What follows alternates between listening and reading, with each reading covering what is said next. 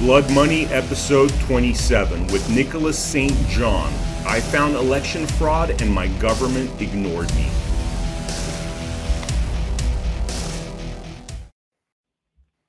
All right, we're on the next episode of Blood Money, episode 27, with Nicholas St. Jon. Nicholas, how are you doing today? Good to see you guys. Thanks for having me. Awesome. The connection's a little bit weird. Hopefully it'll improve. But so Nicholas is a freedom fighter. The way I pitch Nicholas is that if you got tyranny on your mind, you're probably going to find Nicholas standing in your way.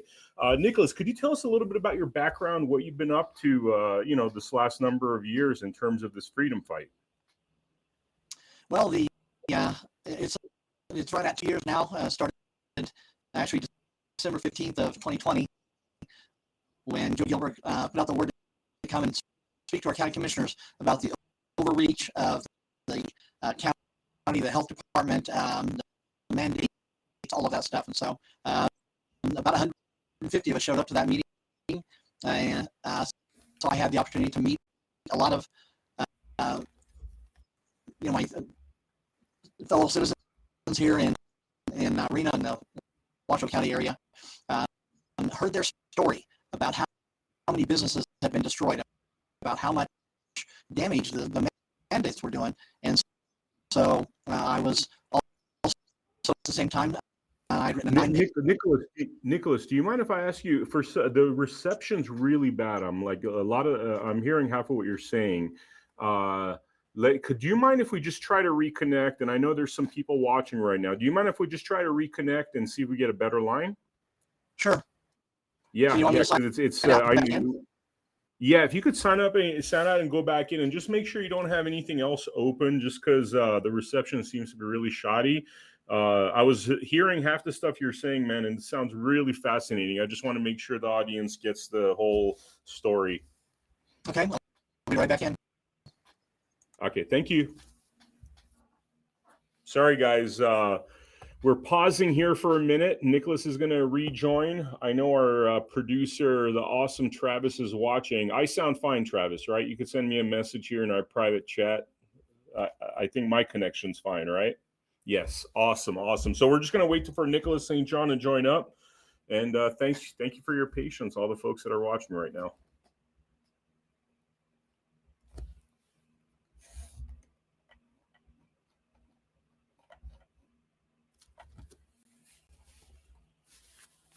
So while we wait for Nicholas St. Jon, this weekend we're actually going to be reporting from Nashville. We're going to be doing Freedom Weekend with America Happens at the Reawaken America Tour. We're going to have a lot of great guests, a lot of live conversations, a lot of live interviews. So please make sure to check into America Happens this weekend. And I believe we have Nicholas St. Jon back. So let's try to bring him back on here, and hopefully the connection's good.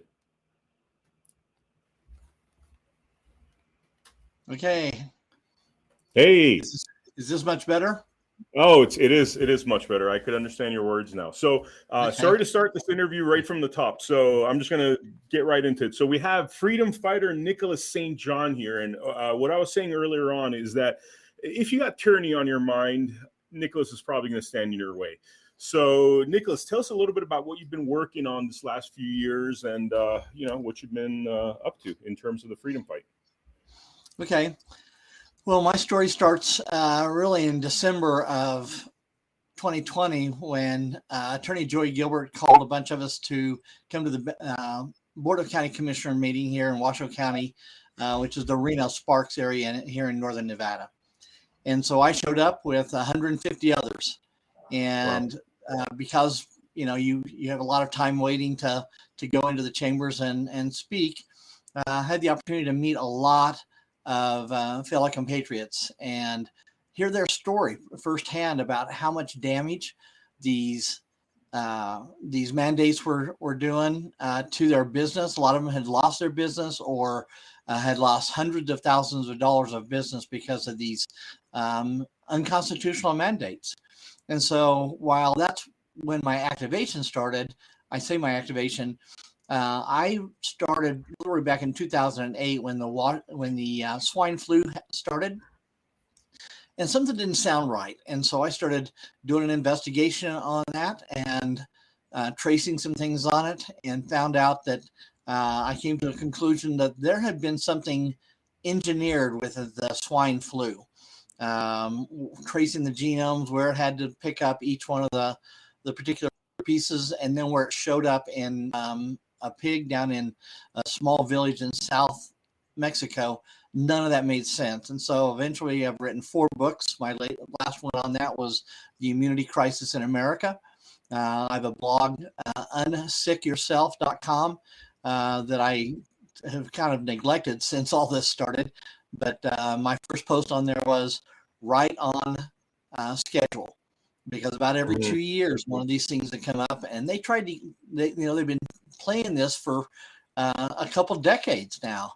And finally, the COVID virus was mysterious enough, and the media hard enough that it scared everybody, and finally they got their pandemic. But they've been trying to do this since probably the mid 90s, but it came into full scale pandemic, or plandemic as some people call it, in January, February of 2020. And so I wrote my first blog there and said, guys, everybody settle down. If you're taking 3,000 to 5,000 milligrams of vitamin C, making sure you're taking D3 and keeping your D levels up, zinc, and just, a few things like that, and you'll weather this. It's just a virus. But the 24/7 fear mongering threw everyone into a complete tailspin, and living in a place, and I was still going out even though we had the lockdowns. And I came back in one day, and my roommates called me into the front room and said, "You can't keep going out like this. You're gonna bring that in. We're both very susceptible. You could kill us."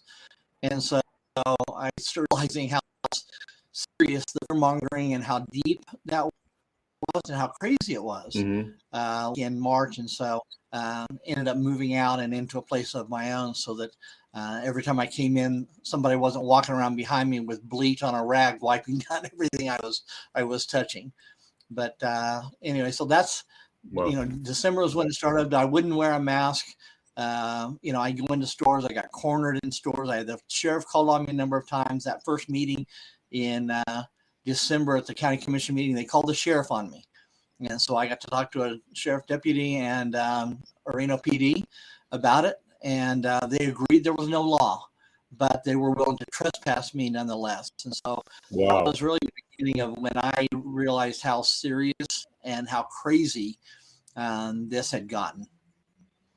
It's insane. I mean, a virus that doesn't even really kill that many people, 99.8% survival rate, and the Constitution seems to have been tossed out the door completely. And so I started going to the county commission meetings. I had been doing the research. We found a doctor up in New York, and only the New York Post wrote any article on it. It should have been front page news in every place in the world. This guy was getting IVs of vitamin C, but it was small doses, 1,500 milligrams. Most people that live in the vitamin C IV world, it's 20, 25, 30, 50,000 milligrams of vitamin C, not 1,500. And yet this guy was having phenomenal success of people who were in ICU, very close to death, giving them 3 doses of IV vitamin C, 1,500 milligrams a day. That's 4,500. And they were turning around and living. That should have made the front page of every newspaper in the world. So I put together 4 other methods, brought them to the county commissioners, and put that on their record that there were 5 known treatments for COVID, and that was in February of 2021. Of course, the vaccine hadn't gotten out, and don't get me started on the vaccine. That's a whole nother story. And what we're seeing now is tragic, of all these young people dying of cardiac arrest. It's just criminal. It's insanity. Just and we had all these very simple methods like vitamin C that was censored through the mainstream media, through the government. That must really light a fire under your ass, man. To see how they're literally willing to sacrifice the children for their own financial gain. It really does, Vem. That's what's activated me. That's probably one of the big things that keeps me going. We have had, I think it was about 1,100 deaths here in a county of 400,000. Now, 1,100 deaths, every one of them is tragic. So don't get me wrong. Every death is tragic. I was literally on death's doorstep when I got COVID in September of 21. But mine was complicated because I ended up walking into it with a major bacterial infection on top of it.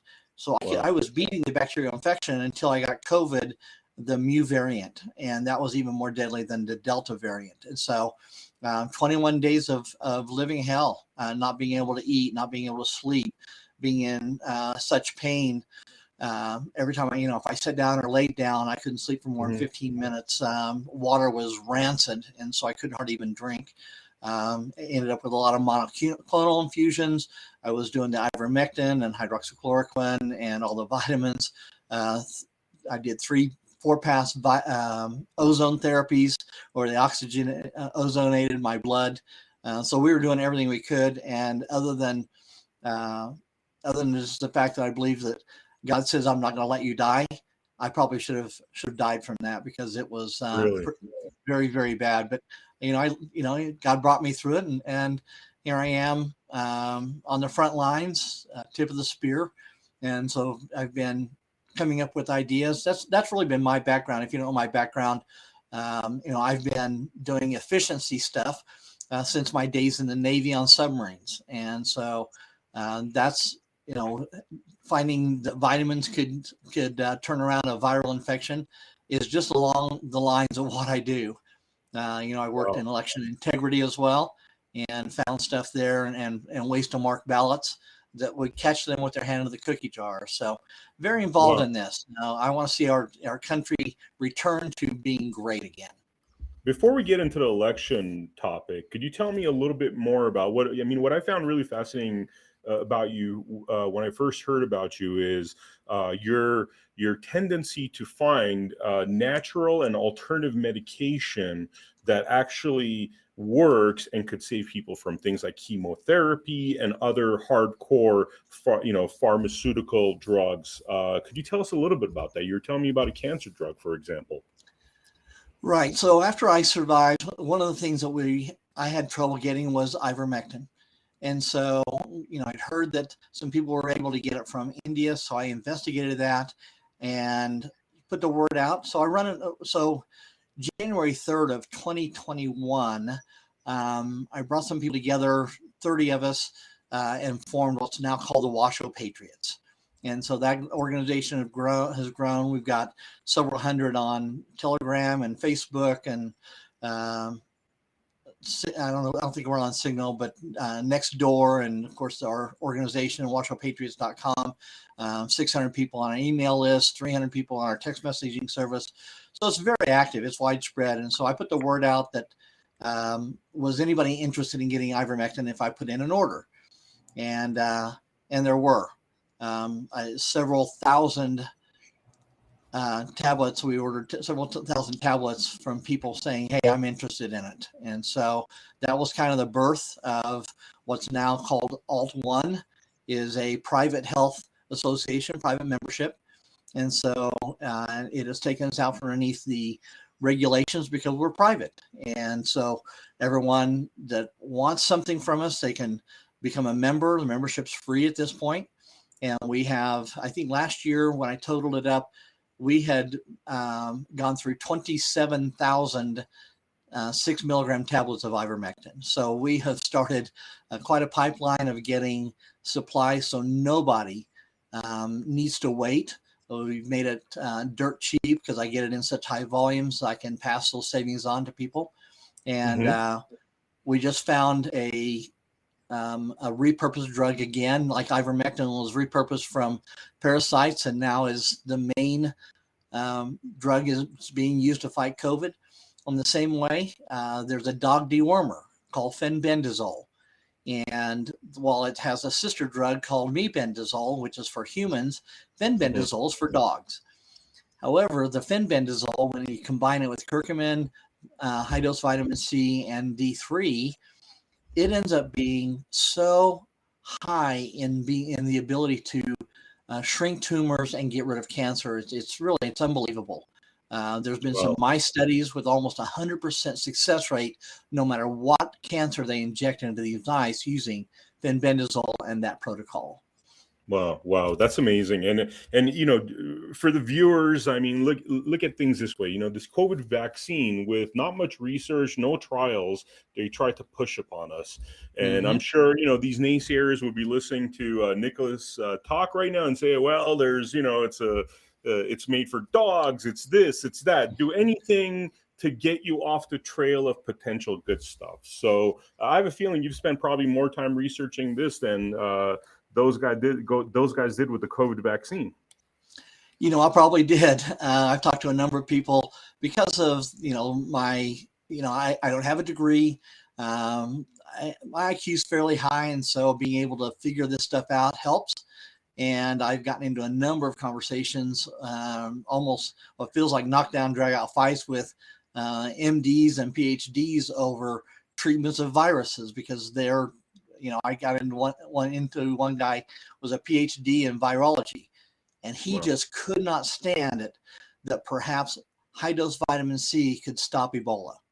And what he Wow. had described, Ebola is a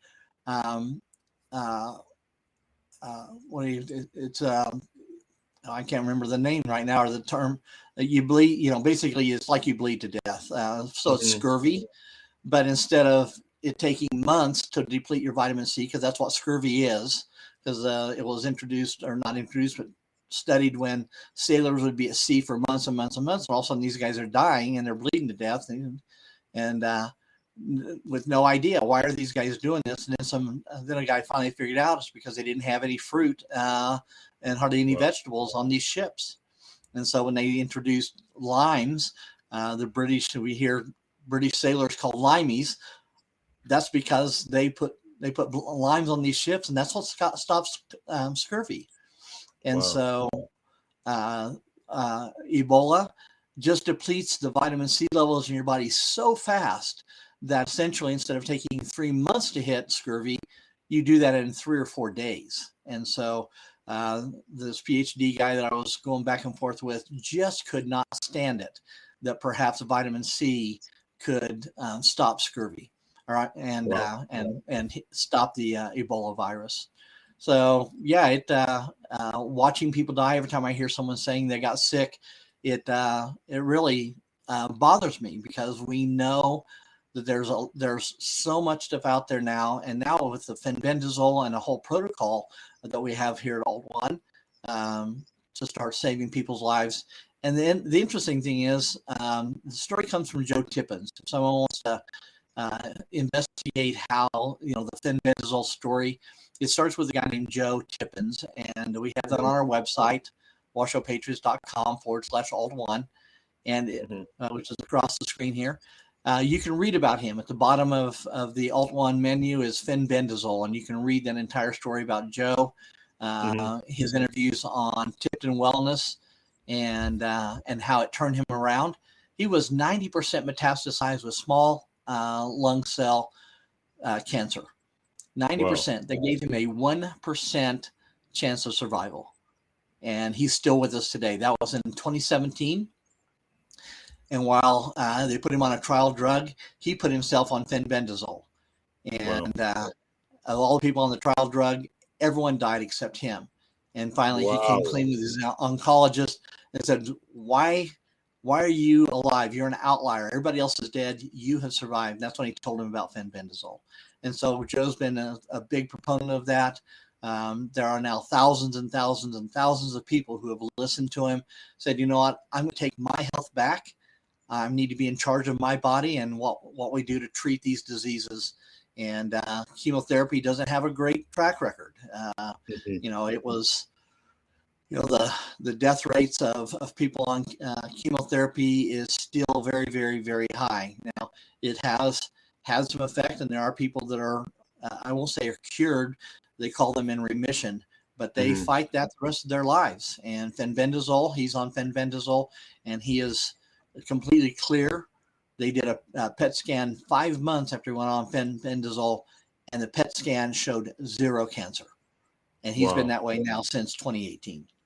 Wow. Wow. Wow. Speaking with you, I mean, honestly, I get this kind of sense of why our mainstream media is so screwed up, because these conversations we're having are things that should be in the mainstream. All we hear in the mainstream is like the same broken record, where it's like the same 3-4 things over and over again. Whereas these kind of conversations, because you never know, like, the fembezimol, sorry if I'm saying the name wrong, might not work on everybody, but the people it works for, they should be able to have access to this information and have it be an option.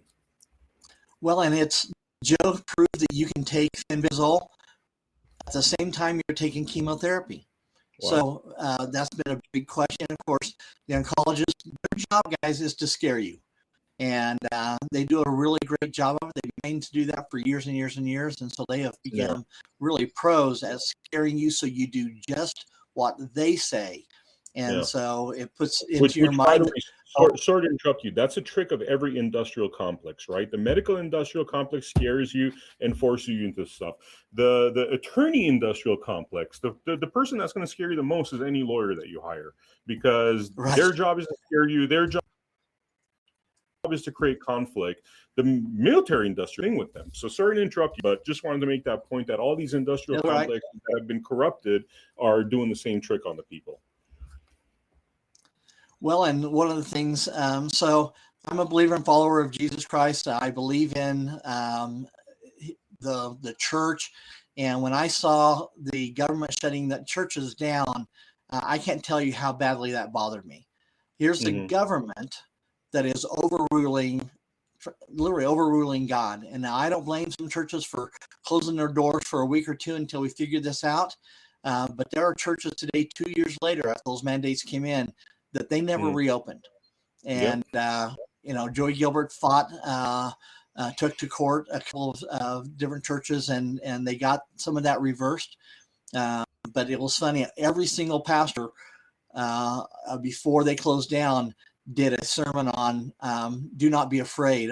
Jesus being in the back of the boat asleep during the storm, and they wake him up because they're about to go under, and he says, "Fear not, don't be afraid." And then he speaks to the storm, and it stops. Others spoke on Psalm 91 about do not be afraid, and then they all became afraid.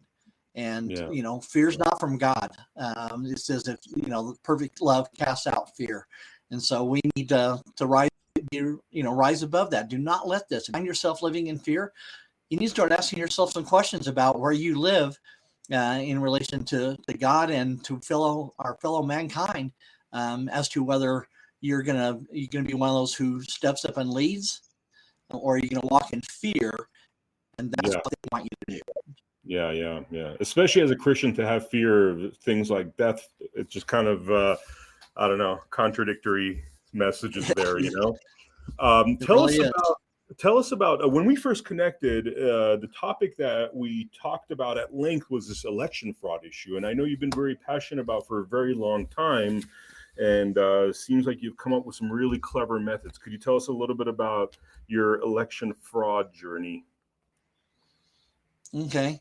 Yeah, it's so for me, it started. There was I'm trying to think. Dan Schultz broadcast a thing on precinct strategies, and so I thought, you know what, that I wasn't aware that there was a central committee and that there was precincts and all that stuff. I knew about precincts because you voted in your precinct in those days a long time ago, but not aware of how much power the central committee had, and how much we, the people, once we got into the central committee, could have an influence in all kinds of things for the Republican and Democratic parties. And so I met with so I put together a program. I'm a programmer and design systems online. And so I put together a quick little thing to be able to sign up people to get them into the central committee. So I went and met with the Washoe GOP people. And one of the guys who was in that meeting was a database guy. And he said, Nicholas, would that help? Would it help if you had the voter rolls? Well, boy, I guess it would. I didn't know I could have them. So he sent me the voter rolls, and then I started looking at them, and then the numbers just didn't make sense. For the number of people that were in the county at the time, the number of people who were registered on it looked to be way too high. There's a lot more people on here than should be, it looks like. I think when I did the calculation, it was something like 0.45 or 54 children on average per household. Well, that's nowhere close to the average, knowing what the numbers of children are here in the school districts and all that stuff. So I pointed out, and his statement to me was, "Oh, don't worry about that. Don't worry about that. This is where it all starts, guys. What do you mean? Don't be worried." And so that was kind of the first trigger that things need to be looked into. And so, long story short, fast forward to the spring of 21, and I started looking at the results of the 2020 election. And again, things didn't look right. And so eventually we pulled all of the cast vote records. Ended up getting selected by Mike Lindell's group and represented Nevada at the Moment of Truth Summit back in August of 21, and talked about a report that I opened up called the Provisional Voting Records Errors and Analysis, or Errors and Anomalies for General Election 2020. When I got so I started working with Jeff O'Donnell, who is well known for his database analysis. He said, "No, something looks strange with the provisionals. Have you looked at this?" And so I went in and looked at it for Washoe County. We had 0 provisionals. Well, we're the second largest county in the state. How did we have 0 in a year that had skyrocketed for every other county? And Clark County had 60,000, and the next one was we were at 0. And so I looked into that. Come to find out, there was some kind of software glitch that put 2,950 people on election day registering at a town of 3,200 people. 2,950 people came into Cold Springs and registered to same day voting as provisional voting ballots. And I said, that's just, I mean, it's an impossibility. Impossible. Yeah. Yeah. Wow. So we went out and when we went and got, we got a list of some people, went out to Washoe City and Incline Village and got affidavits of people saying we didn't do that. So that opened up the report. I took it to the county commissioners, nothing. So I took it to the manager and forced a meeting with him, and that led them to an investigation. He opened an investigation into it. He says, well, you bring up some good points. Nobody has some answers. Let's go see if we can find some answers. And so that was when the provisional voting report and investigation got started on July 14th. And since then, they had a preliminary report that was pretty condescending. Nicholas just doesn't understand this stuff, or you don't understand how this works, or the voter rolls are changing all the time. Look, I understand all of that. And when we started challenging that preliminary report, which they fought against us on everything. First, I asked for the report a few days before we went to that meeting. Wouldn't give it to me. So we got to see that report as we sat down in that meeting with them. They went through it. It just raised more questions. She came to the conclusion that the data that I had was bad data. Well, you would think that if the investigator comes up that the data you were given was bad, the next question should be who gave it to him and why did you give him bad data? Who gave that data? Who gave that data? Well, and that's a good question. All I have is a public records request, and I was asking for the data that came back from the Secretary of State, and yet I did not get that data. I got something else. Wait, so you asked for government data. They send you that data. You base your investigation on their data, and now they're saying it's bad data. Right. So exactly. Why isn't the goal to fix this very, very severe issue? Well, you would think the next question is who gave him the data, and why did you give him bad data instead of the right data? And so we can't get that question answered. We did find out why everyone came up as Cold Springs on election day, which still doesn't make sense because when you went in and did provisional voting in early election, it showed up the polling place that you went to. But on election day, they somehow, it was different software? Why would on election day, everyone who did provisional show up on Cold Springs while early voting showed up at each of the polling places just like they're supposed to be? Haven't answered that question. So we've now been through 2 review boards. The first one I went to, she had it marked as completed. I had my 3 minutes, which don't get me started on the 3-minute thing. It's crazy. It's a way of limiting us. It's all about control. It's not about listening to we the people anymore. As you well know, Vem, I know where you're at down there in Vegas. They fight the same thing. They laugh at us. They laugh at us when we go in there and we try to make these complaints. It's absolutely ridiculous. They have no sense of serving the people whatsoever. Nope. So anyway, 2 review boards still haven't answered the question. I just took it again before the county commissioners this morning saying, it's your review board. You guys need to get on this. You need to find out why they're not answering the questions. And so I just keep pushing it. Yeah. Are these like software glitches? You had mentioned software glitches. It could have been software glitches. I mean, are these software glitches or are these intentional codes that are doing this sort of thing? Yes and yes. So the provisional was a software glitch. Why they had 2 different softwares running, one in early election, one on election day, and the one on election day couldn't figure out where you were. It should be troubling, right? Because how do you, if you can't tell where you're voting from, how do we know if you're voted from the right place or not? Whether you got the right ballot, all of that stuff. And so, if you voted in Cold Springs, your ballot could look different depending on did the software pick up that you were actually in District 3 instead of District 5, types of things. So that was a glitch.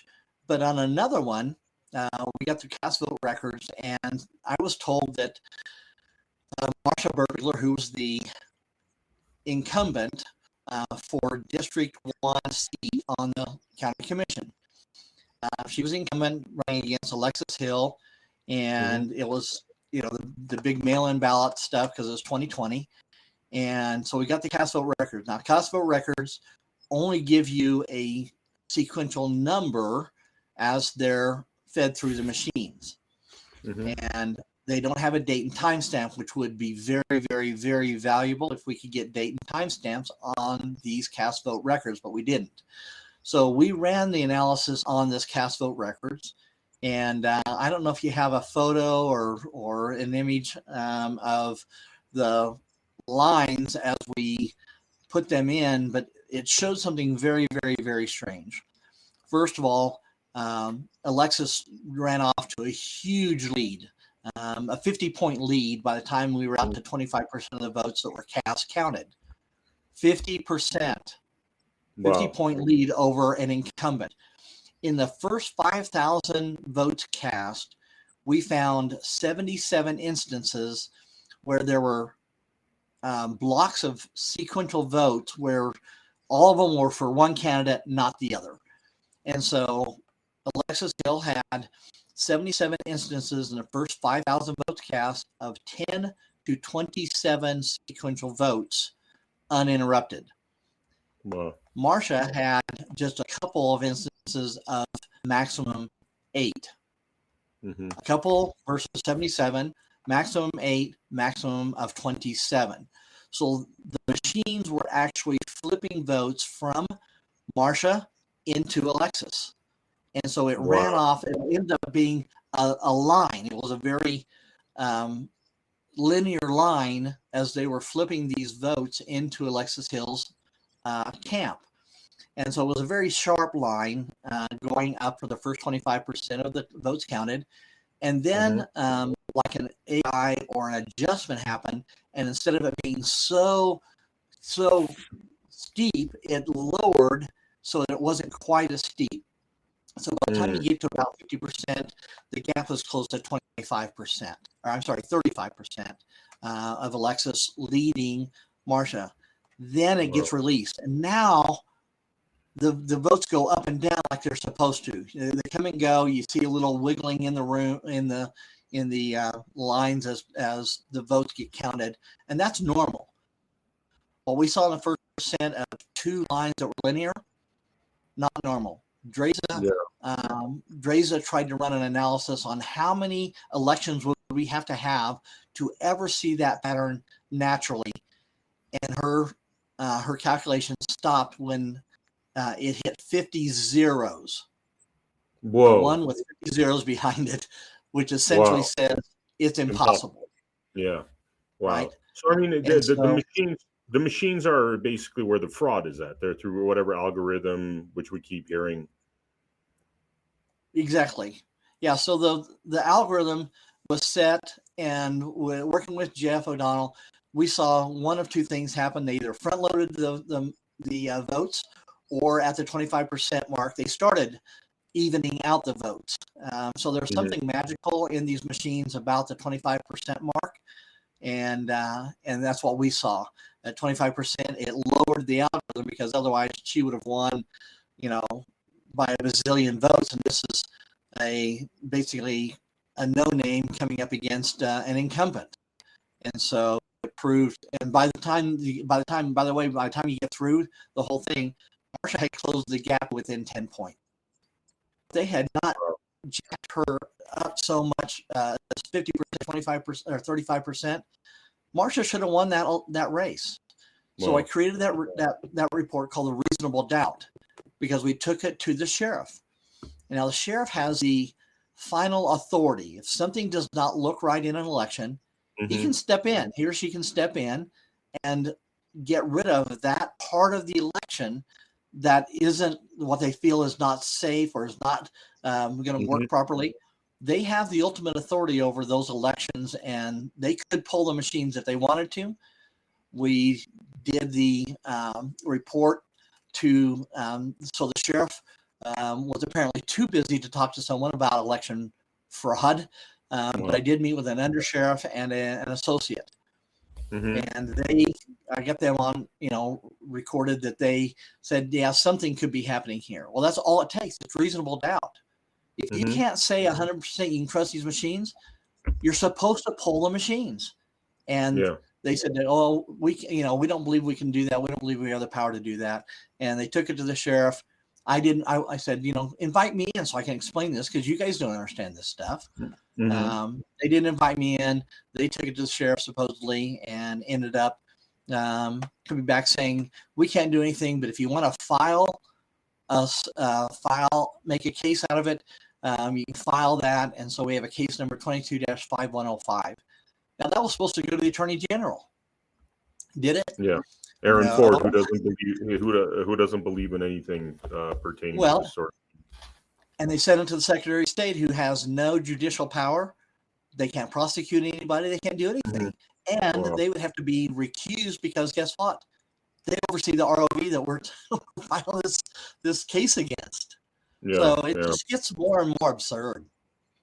Yeah. So where is it now? Like you have a case that's pending, and in terms of the authorities, they're just like kind of ignoring it at this point?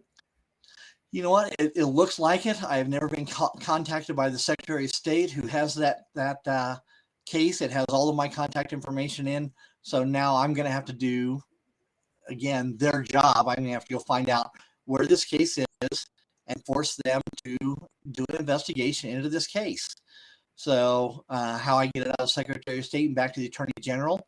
Of course, Chautauqua did not get Attorney General, so we have an Attorney General who does not have what I believe is our best interest and the Constitution as their foundation. So whether I get it to go anywhere in the Attorney General once I try to get it back over to them or not, we'll see. I don't have a lot of hope for that. Yeah. I mistakenly said the Secretary of State, Aaron Ford. I meant Attorney General Aaron Ford, and he's already said that he doesn't believe there's any election fraud. In fact, we did an episode of a show that we do called Follow the Money to investigate where he's getting all his financing from. And it's pretty much getting all his financing from people that are against any of this voter fraud talk. So I don't see him doing much. Well, the whole deal is, Vem, that it's fine with me because everyone keeps telling Nicholas, what do you want? What do you think you're going to get from this? What I'm getting from this is every time they don't do something, we have a case file now that'll go to the Attorney General. When Mm-hmm. I get my case in front of a grand jury and he has not done his job to investigate this, his Mm-hmm. name gets added to the grand jury for investigation. Yeah. And Grand so, juries are. That's the magic we got to all strive for is grand juries because that's the only way to overcome the fraud. right, and and I filed 2 criminal complaints, took them to the courthouse, and the clerks wouldn't file them. Then the supervisors wouldn't take them. They went to took them to 2 judges, and the judges, believe this, this is unbelievable. The judges came back and said, because you're a civilian, because you're not an employee of a government agency, you do not have the right to file a criminal complaint. Mm-hmm. Wow. The next day I came back with the NRS code. I read the NRS code to them and said, do you see anything in here of who it says who can and cannot file a criminal complaint? And they said, it doesn't look like there's anything there. I said, well, good, then file saying we're not going to file this. They said we're not going to file after you showed them the NRS statute. Yes. So again, they're going to be in my complaint that goes to the grand jury for investigation, and now it includes 2 judges. Wow. So they just keep broadening the net, and like I said, I'm fine with that. I'll just keep adding it to it. I document everything really well, and so when I get my case to the grand jury, it's going to make a big splash. Fortunately. Unfortunately, I tried. Well, after that, they said, "Well, go take it up to the DA. They're the ones who file criminal complaints." And so I took it up to the DA's office. They reluctantly took it, and ended up 2 days later, I get a call from somebody, and I still don't know who that is, saying, "Yeah, it came to the civil side of the DA, and we've looked at it and decided that we're not going to pursue this." Yeah, of course they're not. So, of course they're not. and so I've asked, by what authority do you have not to pursue this criminal complaint? I want to know what either the statutes are or your policy and procedures and who it was that did that. And I've gotten no answer. I've been back there half a dozen times. I keep talking to more and more investigators, and it's finally gotten to the assistant DA, who isn't returning my calls or my emails. Wow. I mean, Nicholas, I got to give you a lot of credit for putting up the fight because these are highly corrupted institutions. We don't talk about the judiciary enough. I mean, the judiciary is absolutely a farce. I mean, a complete farce on so many levels. We don't talk about that too much, but these election fraud cases are a perfect example. And then, you go into things like the criminal justice system and family courts, and it's a complete shit show, corruption everywhere, unfortunately. I mean, what do you do now? What's your next steps when you're hitting these brick walls? Is it pretty much relying on the grand jury and hoping that all comes together? There's a couple things. For the county commissioners, I already filed. Now we have 2 new county commissioners, so I have to get my notice of intent to file a claim against their bonds, because they're all bonded, right? Judges are bonded. All these guys that are officials are bonded. Mm-hmm. And so I did the investigation into that. And so the bonds for the county commissioners all go through a company, RLI, out of, I think it's Illinois. And so I've already investigated that. I've already filed a notice of intent. You have to tell them you intend to file a claim against their bond. And so I have 2 of them have already been served. I have to file that on the new ones. I was trying to wait until I had a full thing on it, showing literally hundreds of violations. But it's been a lot of work. My binder is now 3 inches thick of minutes. Our time's going into the county commission meetings and demanding they put the on the agenda that they've ignored us on. And so this year the tactic is, the more people I can get to go into the county commission meetings and demand that they take some action than they don't. Every one of those is a violation of their oath. Wow. every one of them. Wow. And so First Amendment says that we have a right for a redress of grievances. And for your audience, you can rattle through the First Amendment and read that as a redress of grievances. Most people don't even know what redress is, and it's not putting on another set of clothes.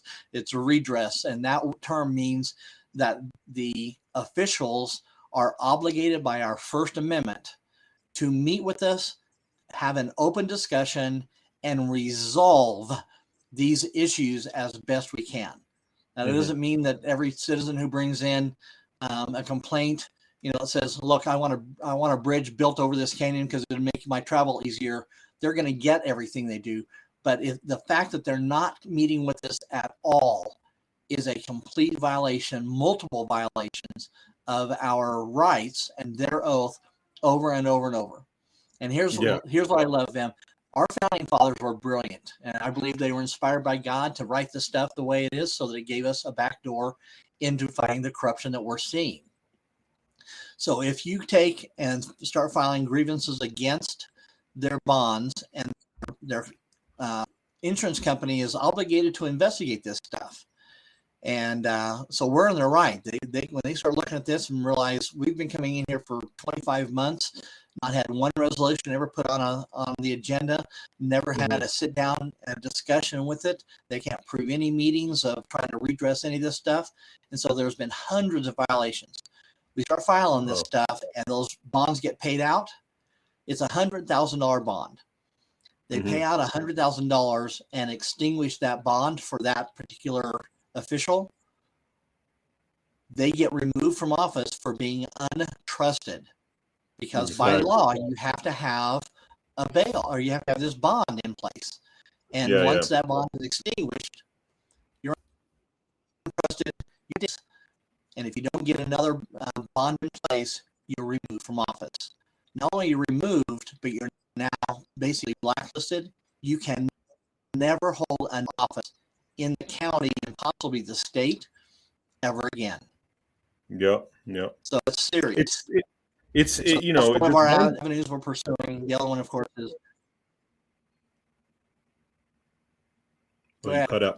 You cut out, Nicholas. So you said the other one, and then it cut out. The other one is continuing the grand jury. I just called and to see, because the grand jury has to be impaneled. There was one impaneled here in Washoe County in May. They went 2 years with the grand jury. That's actually against the law. There's supposed to be a grand jury impaneled every year, because that's the mechanism that the DA has to come to them. The grand jury looks at it and then comes back with an indictment or whatever the other thing is that it's called. And I can't remember the term, but there's a special term that says, no, there's nothing here, and we're not going to indicate you need to take this to trial. Yeah. Wow. I mean, this whole bonds thing is just so fascinating to me, because, one of the things that it signifies is they really pushed us to a point where really destroying their careers is our only option. And that's sad. That's very sad, because all they have to do is respect the law, respect the Constitution, and we'd be fine right now. We wouldn't be literally looking to destroy the careers of judges. And I speak to some of you judges out there. I know some of you guys watch this show. And really, it's a shame. It's a shame that it's come to this, but we have to do what we have to do, because a lot of judges are not respecting the law out there. A lot of judges do not represent we the people. Bribery and corruption is at a level that I think signifies the fall of countries and empires, if you look at it historically, with this much corruption in our judicial ranks. But kudos to you, because this bond thing, I'm sure, really is going to terrify some of these folks, losing their insurance. Well, in other places, there's been some places around the country that people heard about the bonds, filed a notice to file a claim against a bond for some, especially school districts and trustees and school board members, and that did scare them, and they fell in line and they stopped the mandates of social distancing and mask requirements and the shot, and they got results. I have not had that result yet with the county commissioners, but it's an avenue, and I intend to go down that road. You were talking about judges. Judges have, I believe they have bonds as well, and you can find out. But they also have another way that holds them accountable, and that is to file a grievance against an attorney or a judge. And they really don't like that all that often. And when they get a whole bunch of them, then they can actually have their bar license removed, because they just become basically, they're deemed out of control, and we can't risk them being on the bench or representing people as an attorney. So filing a grievance against a judge or an attorney also has a lot of power. And so while I haven't gotten to the place where we've had to do that, I know there are people up here that have tried to take things into court and have had judges who basically were biased against them and were letting things slide that were not right in their courtrooms, not having the documentation, having one or both attorneys overstepping their boundaries of what an attorney can and can't do, and not holding any of them accountable. So this idea of filing a grievance, a bar grievance, is another one of those aspects that I recommend, that if you've been in court and you've had bad results, either with your attorney or with a judge that you felt was just not really being even fair, look into filing a bar grievance. Yeah. I mean, these are the ways we fight for our power. And, the fact that you've done all this research and know all these different avenues, I mean, this is what makes us powerful, is this knowledge of knowing how to really fight this tyranny. Well, yeah, I mean, Scripture says, "My people perish for lack of knowledge," and I believe that knowledge, while knowledge can take you a long way, you've probably heard a lot of the stories of, it's a David versus Goliath, right? We the people are David, and we've got this monolith, this huge organization called the government, which is Goliath. And here's what I love about that story. One, David knew who his God was and believed that he would go into a battle with him. And George Washington, he sought divine inspiration and guidance, and ended up this ragtag group of colonists. By the way, only 3% of the colonists ever stepped up to fight in that war. 3%, not very many. So it's a small group, but with divine inspiration and strategically timed attacks, George Washington beat the greatest army the world had ever seen.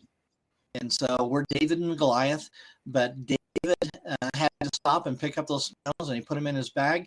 And then he goes up against, here's a kid. I mean, this guy is probably 14, 15 years old, against this guy who they statistically or historically claim is a 9-foot giant.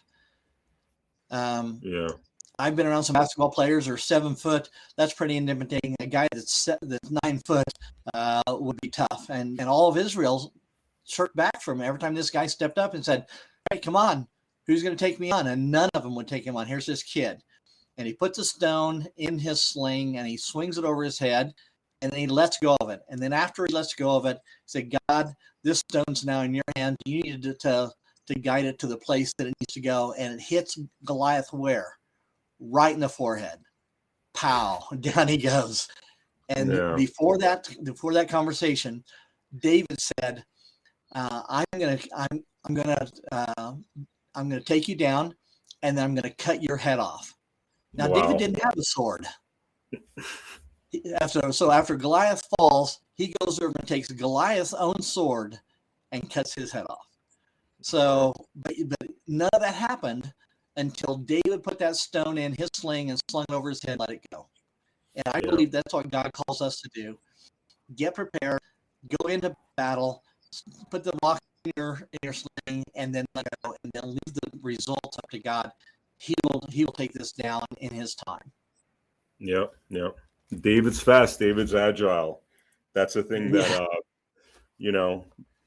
that's the thing that in the Malcolm Gladwell book, I think, he talks about that. And David actually wasn't the underdog, because he could run around, and something to be said about that. Something to be said about going up against these humongous forces with the agility that we have, with the information that we have, with our ability to move around.